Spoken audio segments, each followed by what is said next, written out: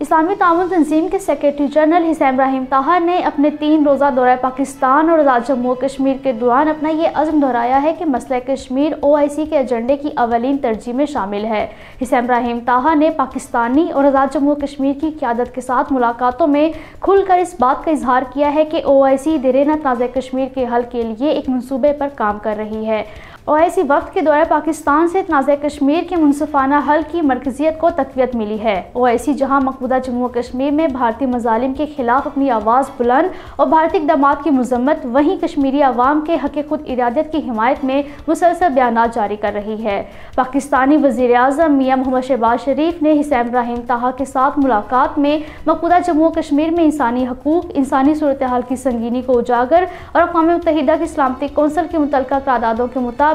कश्मीरी अवाम की ख्वाहिशात के मुताबिक तनाज़ कश्मीर के हल के लिए OIC के असूली मौक़िफ़ और मुस्तकिल हिमायत को सराहा है। OIC सेक्रेटरी जनरल के आज़ाद जम्मू कश्मीर और कंट्रोल लाइन के तारीखी दौरे का खैर मकदम करते हुए पाकिस्तानी वज़ीर-ए-आज़म ने जोर दिया है कि उनके दौरे से कश्मीरी अवाम को हक़ खुद इरादत की मुनसिफाना जदोजहद में OIC की हिमायत का एक मजबूत पैगाम जाएगा।